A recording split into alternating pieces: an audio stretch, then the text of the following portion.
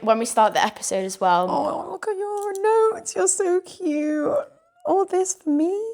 Oh my gosh. Of course. We're going to obviously talk about you and your music and stuff, but a bit about that and being a solo artist from outside of Manchester. Mm-hmm. Is that all right? Ask away, whatever you want to ask. Okay, amazing. I'm like, whatever you want to ask, I've got an answer for. I'm joking. Anyway. I'm like... Anyway. What about hot chocolate in the shower? You know what I mean, though? Like, there'll be a moment where that applause just like... It's going to make you cry. So Is until that happens, I don't know what To be honest, when you first said that, I thought it was like your final applause. And I was thinking, oh my God, that's deep. That's what I was thinking. I was thinking, geez, she's really gone deep with that one. No. God forbid. Snatch this off you. Ooh. I love that round of applause, by the way. Thank you. Thank you.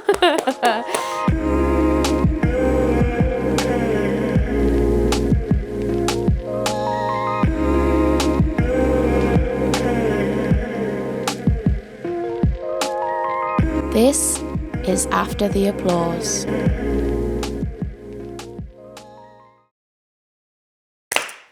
Hiya guys, welcome back to After the Applause, and we are honoured to have artist Livvy K on the podcast today.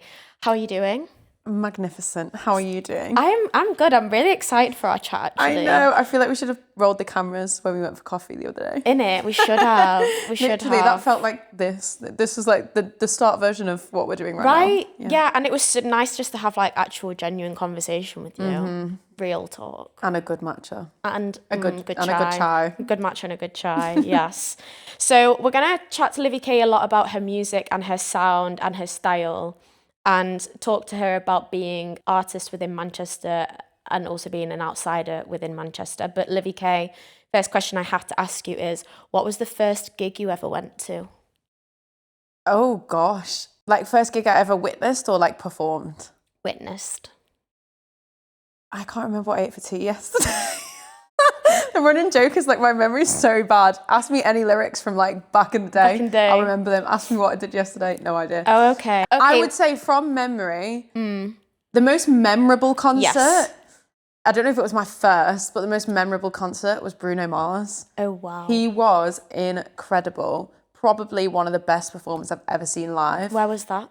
I have no idea where it was, but I just remember I went to see him with my mum and he literally played every instrument possible. He was an incredible dancer. Like he literally played every instrument on stage. Like I literally just remember like seeing him being like, wow, like that guy is so talented. Okay. Do you think that kind of shaped your musical career a bit, or kind of instigated you wanting to become a performer? Yeah, I think obviously I started off as a dancer years ago. I started off as a dancer, so I've always had that like dance and music correlation. So I guess that's maybe why that gig resonated with me a little bit more than maybe just like any other gig. Like I went to see One Direction, love One Direction, but not as memorable as something like Bruno Mars to me, because it's like, it's, seeing him play all the different instruments is just so impressive, and like dancing and everything on top of that.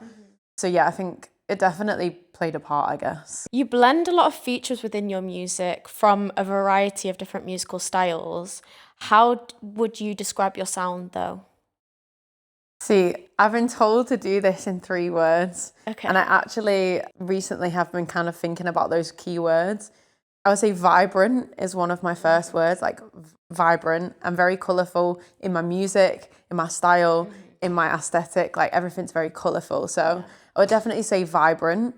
And then I would also say feel good. I know that's 2 words, but I want you to feel good when you listen to the music. We can hyphenate it. Yeah, like feel dash good. Feel dash good. We'll make it 1 word for now. But yeah, feel good for me is I want to feel good when I'm making the music, so that when people listen to it, they feel good. And that could mean they feel good like, it's a ballad and it's making them relate to the music, as in like they may be sad, but that's a feel good moment. Or they may be super happy and that's a super happy feel good moment. Do you know what I mean? So vibrant, feel good, and authentic. Just making sure that the music is something that I would listen to, that is about me. My music is really personal. So I do tend to write from my perspective. So yeah, my music's definitely authentic, vibrant, and feel good. That actually kind of relates to another question I've got for you, because I think I completely agree with you the authenticity factor that very much is highlighted within your music and you as a person. And I think for any artist, it's so important to be authentic and true to yourself. And that is how every artist's journey and music and sound is so unique. And like you said, a lot of your music is kind of a journey of self-discovery, healing, love, heartbreak. Did you always want your music to focus on this sort of stuff? I think my music focused on what's happening to me at that time. So I don't think it's necessarily a narrative that is always going to be in my music, but it's definitely like relevant to what is going on. Maybe that's a fourth word, if I can have a sneaky fourth word. Relevant, not as in like culturally relevant or like relevant of the time as what's going on. It may be that as well, but more just like relevant of what's going on with me. Maybe what I'm feeling could also be like relevant with what's going on in the world, you know, just something that's like actually like I'm dealing with, or I know somebody who is dealing with that. So yeah, definitely like being relevant within like the writing style of my music. But I think being authentic as well. Like one thing I would say about it is, as artists, you can search so far for what you think is authentic of yourself. And sometimes you can get caught up in that of like, who am I? You know, what is my sound? What is my look? What is my this? What is my that? Because everything you do within music, people are always going to ask you that. Like, well, what artist do you think you sound like? You know, what is your style? You are what you like. That doesn't necessarily define you. Just because I like colour doesn't mean I have to be a colourful person, but it might be that, you know, that's what I wear, or it's not what I wear. But like, you don't have to be so specific on what is authentic. I think being authentic is such a like big scale of things. Do you know what I mean? Yeah, 100%. And the music that I make may be different next week, maybe different next month, maybe different next year, but it has to be authentic. So I think there's sometimes a bit of a confusion between what's authentic and what's like your artist, Livvy K. You know what I mean? Because you could be a pop R&B artist and then all of a sudden change to rock and roll, right? But that's still authentic to you, but it's not necessarily your brand, I guess. Do you know what I mean? So, No, I completely understand what you're saying. I always use this reference when I'm having this conversation about like how, you know, your style changes. You know, you're not the same person you were a year ago, 2 years ago. God, if you see my outfits when I was 16, cut the tapes, guys. Don't go looking on Facebook photos. Yeah, don't look at 2016 photos. I had that mustache t-shirt. It was horrific. It was a horror show. We all had it, but you know, we grow, we learn, we evolve. Yeah. So Doja Cat, she's got that song Love Life, and in the song she talks about like how she's not the same person all the time. She changes, and she expects her fans to change with her and her audience to accept her as she changes and transforms. And that's kind of what everyone does within their lifespan. So the fact that you as an artist, you're not going to create the same sound at the start as you will in 5 years. And I think that that is a very strong thing to be aware of. Even now, I don't make the same music that I made yesterday.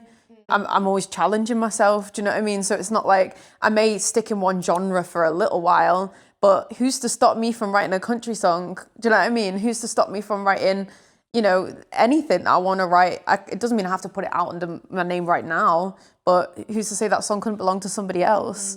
You know what I mean? Yeah. So my dad's looking for a Manchester country and western artist. So if you do make any country music, I actually have written a country song. Oh my gosh, I have to hear it. It is actually going to get released. It's like a pop country. That's what I'm saying, guys. Do you know what I mean? I'm just here. I'm just vibing. Love that. Speaking of music you made yesterday, actually, there's a song, the first song that appears on your discography when I have done my research on you is Closer with Bella Beats. That came out in 2020. Oh my God, yes. It's very kind of like electronic dance music vibe. Yes. Oh my God, throwback. Right. So how much have you changed as an artist since then? Oh my God, astronomically. I mean, that music isn't even relevant to me. Like talking about being authentic but like I didn't even know what music meant then. Like I never studied music. I don't know how to play any instruments. I can play a bit of piano, taught myself during lockdown. But yeah, like that music wasn't authentic to me, so that's why I don't even resonate with it, which is why it is so important to me now to be authentic, because I've done the part where I didn't write the songs, I didn't really care about the beat. I just got in the booth and I sang the lyrics that someone else wrote and I sang them, and you have no connection to that. And I think that can also, like, as you grow as an artist, obviously people have ghostwriters, people have, you know, writers working for them, but you're still in the room while that's happening. Like, those songs for me were just like written for me, like put out, like it was just more of like a fun like experiment at the time. It wasn't really necessarily authentic. So yeah, that's probably why I don't like really resonate with that music anymore, because it wasn't me.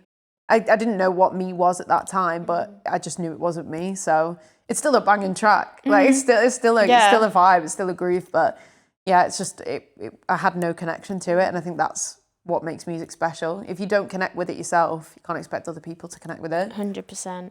But I think also that it's that track was potentially like a good learning experience for you to realize like what was right and what isn't for you at the same time. Yeah, 100%. And obviously being aware that, like, you know, it's not that someone else writing for me and me just getting in the booth is wrong, and I'm not going to ever do that again. I might, you know, but at the same time, like, I have to have some sort of involvement or some sort of feeling like that. It comes back to feel good, right? Yeah. Someone else could have written the song, but if I don't feel good when I'm listening to it, or I don't feel it, then I'm not going to want to put it out. And those songs are just, they didn't really, like, I was just there. Do you know what I mean? So I think having that real connection to a song, whether it be you've wrote it or someone else has written it. Written it?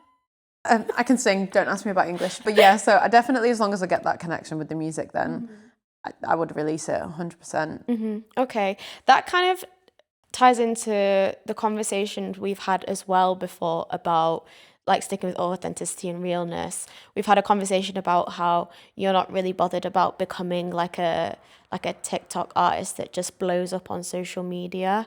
You're more of the artist that wants to just kind of like find your people and find your audience organically. Do you mind kind of just explaining to people a bit more what you mean by that? I think being an artist is such a massive spectrum now. Like, it's ridiculous. Like, it's actually crazy. Who would have thought you could, you know, there's artists that I know personally that have had songs put on FIFA playlists just through TikTok, you know? So, like, never ever gonna bash anyone for being a TikTok artist. Do it. Go for it. Like, if that came knocking on my door, you think I'm gonna say no? Like, absolutely not. However, I just feel like my trajectory is a bit different because I've done 600-700 gigs. Like, I actually counted, like, my invoices. Counted how many gigs I've done, like over 500 gigs. Wow. So when I'm like experiencing that, you know, there's a difference between someone who is really authentic and is, you know, making great music, who blows up on TikTok, but's never done a live show. Whereas I'm not super heavily on TikTok, but I've done live shows more than I can even count. So it's just a different way of kind of entering the industry. And I think definitely social content is key nowadays. So I'm definitely trying to steer more into that. But I do think there is a bit of a taboo around TikTok artists. And I feel like that is a kind of a bit of a shame because they're equally as talented. It's just a different avenue into the industry. But I guess to play devil's advocate, there is a lot of people that blow up and then have nothing left after it. So unless you have like a good plan after whatever you've just used to blow up or make it in brackets, right? You've got to have some sort of follow-up plan. Otherwise, you will just be another TikTok artist that got 300-400K streams, 50-minute fame, and then it's gone. But that's up to you at the end of the day, isn't it? So yeah, that's so true. And like you said, there's no shade to TikTok artists because it's just a different avenue and different path that you can take to become a successful artist. yeah, everyone's just trying their best, like whether that's TikTok, Instagram, gigs, whatever it may be. Like, just do your thing, do you, boo. 500 gigs is a lot. Yeah, It's a lot. And also, you released your EP last year. You've done so much in such a short space of time, and you are one of the busiest people I know. It's so difficult to pin you down, even for a coffee. And, you know, you're just constantly on the go. And we've spoken about how you're kind of like going through like a rebrand and styling yourself and stuff. And do you ever actually take a minute and take a step back to celebrate everything that you've achieved already? do you know what? There's two answers to this question for me. So there's things that I do in my personal time to relax, and they're kind of mini celebrations. And then I also have big celebrations for myself. I'm so happy being on my own, low key. Like I love myself, but I love my own time. Do love myself, obviously, you got to, but I love me time. Like I actually love me time. I traveled so much, not last year, but the year before. And I love being on holiday on my own. Like there's something so freeing about just being in your own space, whether you've got a partner or not. Like I think it's so important, even just for me, maybe not for everyone, but for me, like traveling on your own, even if you're in a relationship, even if you're, you know, like you've got your girls and you've got your friend group, it's so important to travel on your own. I think it's so freeing. It's, you get so much inspiration. You learn so much about yourself. Like that is my celebration. If you could say, what do you want to do if like something amazing happens to me, like big celebration, I'm off, out of this country. Like not in the, I'm out of here. I'm out of here. I'm getting in the sun and I'm getting a nice cocktail and that's me. I'm done. So that'd be like a big celebration. Mini celebration, I'm a simple girl. I love a good shower. That is like 3 showers. No, this is, so you see this is my story, right? A hot shower or a spa. So Spa, I can get behind. no, but like, I love a shower. I mean, don't get me wrong. I like a shower. Like I like to Everyone's stay looking at me clean. weird, but I'm talking like it got a bit obsessive at one point. I was like, a hot, steamy shower. It just washes all the stress away. Okay. No? Okay. I'll just take it. I'll die on this hill, guys. No, it's great that you enjoy those simple pleasures in Yeah. life. Does that sound really morbid? No. I've got my music on. I've got my mood lighting, like just being on my own, hottest shower. No? Washing the hair, like it's a whole routine. Okay, like that's I would like my say bath. decompression. Baths take too long. It's my safe place. Okay. Why is No everyone hating judgment. on There's me? no This is my judgment. No, safe no, place. it's no judgment. I just never like, I'm not judging you. I'm just like, it's But amazing see- that you can find such simple pleasures in a shower. Right? I love showers, don't get me wrong. I love being Same. clean. But that's not how I celebrate. That You know is, what I mean? But that's like, this is what I'm saying, this is a mini celebration. So like Right. when my day is over, the one thing I look forward to is getting in that shower. Okay. And like, just washing the Right. day away. Okay, You know I what understand mean? that. I understand that. Mine would be getting a hot chocolate then.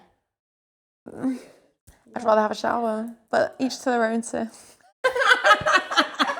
So not celebrations, but simple pleasures. Simple pleasures. Simple pleasures. Simple pleasures. We've spoken a lot about Showers. showers, but we've also spoken about how you enjoy being on your own. Mm-hmm. However, being a solo artist from outside of Manchester, was it easy to find your people and your creatives here at first? For me, I think Manchester can be one or two things. That lots of people open their arms, but it's also like if you're not from Manchester, there is some sort of like not from here, you know? I have felt that a little tiny bit, but also I've felt the complete opposite of it as well. You know, like there's so many people not from Manchester in Manchester. So those people get it. Do you know what I mean? Yeah. Yeah, it's hard because, you know, like they're repping their city and it's not my city, so I get it. Do you know what I mean? But at the same time, you know, everybody's so friendly here. So I do feel like most of the time it is always like love. Like I've felt so much love from people, you know, even stuff like this, getting invited to be on podcasts or, you know, go and do shows and all that stuff. Like there is such a big talent roster in Manchester. But yeah, I do think Manchester needs way more light on it as a city for music. I mean, obviously with the Mobos, with the Brit Awards coming here, like it's starting to get that. But yeah, there's definitely, you know, something to be said just coming from a different city into this city. You know, it's not your place, it's not your people. Does it not feel like your city now, though? Yeah, 100%, definitely. And I mean, and anytime I go, if I'm in London, they're like, oh, where are you from? I'm like, well, I'm from Liverpool technically, but Manchester's my hometown now. You're a Manchester girl now. Yeah, like I'm a Manchester girl, but I also like, whenever I hear a Scouse accent, I'm like, I feel like I'm at home. Do you know what I mean? Obviously, I don't have one, but that's like the people I grew up around. So like, I'm kind of multiple different cities. So, but yeah, it feels like home to me because I've been here for so long and, you know, I've got my people here and it's always hard coming to a new city regardless of where you're from, isn't it? So, and especially like you say, as a solo artist, there's so much competition in brackets. I mean, you've got to not look at it like that because, you know, I mean, even me, you know, somebody might look at me as a competitive artist, like with somebody else, but there's space for everyone. And that's the thing I always say is it can get quite competitive when you're in a city like this and everyone's trying to make it per se, right? But there is space for everyone. What's meant for you won't pass by you. So yeah, that's kind of my take on it, really. And you mentioned there that you've been down to London a few times. You work a lot with Young Music Boss, and you've also done quite a few performances and collaborated with a lot of people down there. There was actually a point where you were considering moving down to London. What do you feel is missing from the Manchester music scene for independent artists that made you feel like you needed to move down to London? Accessibility, I guess. They are trying. They really are trying. I know, obviously, I've worked with Creative Vision quite a lot. They're an incredible group of people that have really helped me with my career and a lot of other people. Obviously, I did the PRS writing camp with Jin Jin and BBC Introducing, which was in Manchester. But the reason that happened is because she's from Manchester. Okay. Do you know what I mean? So it's like you kind of having to have these people from here to kind of pull in the BBC Introducing and PRS and get everybody coming here, and they are, which is amazing, and it's so great that they are. There was also loads of funding as well that's been opened up for Liverpool boroughs, which again is very scarce. There's not many people in Liverpool doing music and getting funding for it. So yeah, they definitely are trying, 100%. But the thing that I guess feels missing is accessibility. You're just more likely to, you know, be readily available to jump in a meeting or jump onto this or that when an opportunity comes up. They're usually in London. So it's just that accessibility. That's kind of the only thing that I guess is, for me, it's like, you know, fun story if we're going to make it fun, because I could talk fun. all day. Yeah, I do get a bit serious when it comes to music because it is a serious thing, right? Yeah, like for example, one of the main things that like sticks in my head is like I went down to London, right? I had my first show at the Lower Third in Soho, which was like an amazing gig. It's like it's like an iconic venue for music, like incredible venue. And the night after that, after doing that gig, I got invited to see Usher in his private show. There was only 20, 30 people. Behave. Yeah. And Usher was on stage no further away from me than the camera. And all he did was like covers, like he was just chilling. All his backing vocalists did a song each. All his musicians had like a solo. It was like in this amazing venue.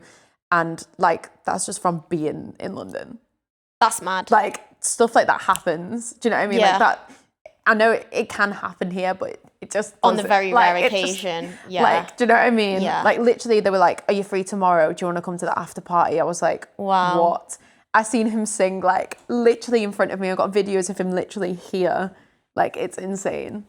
Yeah, mental. That's like, mad. if you weren't in London, because I actually missed my train home to go to that show, because I was like, there's no way I'm missing out on that. Yeah. Like, absolutely no way. Yeah. It was incredible. The most amazing musicians I've ever seen. That's incredible. Incredible. Do you feel like as well that going down to London, like it's very closed off as well? Because when I have been to a few networking events down in London, and I say like, oh, I'm from Manchester, they're like, oh my gosh, you've come all the way from Manchester, da da da, and they just don't look up north at all. I think it's a hard one. It's so hard because people actually from London don't realise how close Manchester is on the train. Like, it's literally 2 hours. Like, in some boroughs in London, it takes you 2 hours to get from one place in London to the other. And you could be in Manchester to London by then. But obviously, it's just the expense, isn't it? You know, not everybody's got that rail card. But yeah, no, I think London has its benefits. And obviously, here is so much cheaper to live. And then I guess, unless you've got money and you can afford to live in London, I guess that money could be invested in better ways if you're going to pursue music. If it's cheaper to live here and commute, then, which is what kind of is the reason I stayed here. Yeah. I'm only in London maybe 2-3 times a month. So until that kind of increases, I'm getting more sessions. But then it's also like, would I be in more sessions if I was in London? You know what I mean? So it's like, I'm just going to spin the wheel. That's what I do with most major decisions in my life. Spin the wheel. Just spin the wheel, guys. Google, spin the wheel. Put the 2 decisions in. Let fate decide. That's insane. I could not do that. Sometimes you just got to free it, do you know what I mean? Yeah, but Let then fate decide. I feel like when you spin the wheel, you're kind of hoping for one answer, aren't you? Yeah, but then you never know. I always just pick the answer that I want then from that. Do you know what I mean? Because that's what you really want. I guess so, yeah. But like, that's like, if it lands on the one that you don't want, then it makes your decision for you because you already know. You're like, oh, I actually don't want that. Do you know what I mean? Yeah. Yeah. No? No, I'm just thinking about it. I'm just processing it. But yeah, I understand. I'm processing. Unless also we had a conversation about like going with your gut instinct. Yes. Obviously, there's something to be said for that. But sometimes I just don't know, and I just go, let's have a go, see what happens. See. Like I say, I'll always figure it out. Always land on my feet. Maybe it's that gymnastics training from when I was about 5. Always land on my feet. Like a cat. Coming back to your music and your sound, on your website, artists, you need a website. You are described to have very infectious hooks within your music that have a unique twist. I know I've asked you this question before, but I want to hear the answer again. What makes your twists and what you do unique? I made a face then when you said about the website because that was pain. That website took me You did that yourself as well, didn't you? I did. Yeah. You know, it's not cheap being an artist, guys. So anything you can do yourself if you're creative, get to work. But yeah, no, I did that website and it's cute, if I do say so myself. I just think my hooks are like one of the strongest things that I write usually. I'm really good at writing a catchy hook. That's just my thing. Like I just can come up with a hook out of nowhere and it doesn't necessarily matter what the beat is. I can always find some kind of earworm that like will get stuck in your head. 100%. So I'm literally thinking of Too Much right now as we're having this conversation. I know I need to get more music out. I feel like everyone's heard that song so much now. But like, it's too much. It's like sometimes too much. You know what I mean? I'm joking. But I think the story behind it and the meaning behind the song is what makes the song not get old for me. Okay, cute. Do you know what I mean? Yeah. I really stand on business with that song as well. Like you are literally never too much. They're just not enough. Yep. Like if you're ever too much for someone, get rid. Amen. Gone. Out the door. Agreed. So what do you want people to understand about Livvy K and your music? That's a good question. Not that there wasn't any non-good questions. Understand from my music. I guess just feeling.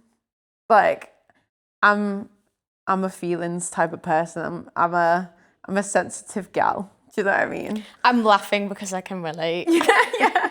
Like I just want people to feel good. Like I just literally like whether that's you're crying your eyes out to one of my songs and like that's the like little release that you needed, or whether you're bopping and weaving, do you know what I mean? Either or, I'm like, as long as you feel good when you're listening to it and it gets you through what it needs to get you through, then I've done my job per se, right? Because it's not a job, it's, you know, it's fun. We get to do something fun for a living, which is a luxury that not many people get. So as long as the music feels good to me and it feels good to other people, then yeah, it can write about whatever it wants to write about. It could be really meaningful, it could not be. As long as it feels good, I'm happy. Love that. Okay, if people have loved all of your answers today, loved your conversation, loved your personality, loved you. And my hat. And your hats. the fur, faux fur. Faux fur. Faux fur. Heavy on the faux fur. Heavy on the faux. Where can they find you?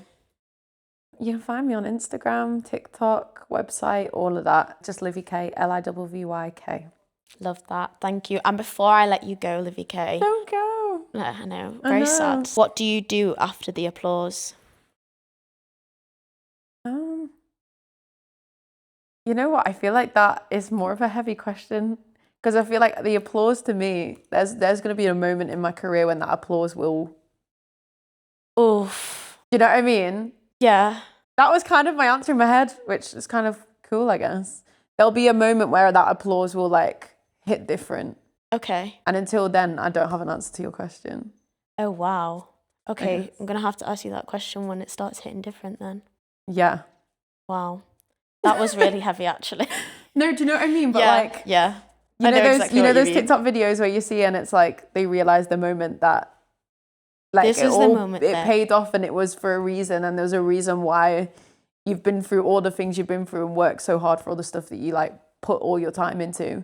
There will be a moment, not that the applauses aren't, you know, gratitude. I love being a round of applause, don't get me wrong, but there will be a moment when it like hits different. Okay. Do you know what I mean? Yeah. So until then, I guess where I'll be after that applause is on my sunny holiday. Or in the shower. With a cocktail. Oh, I love that. Amazing. Thank you so much for coming on today. It's been an honour, and I wish you lots of luck and success. Well, you can't get rid of me now. Absolutely not. Okay, amazing. Yay. Thank you.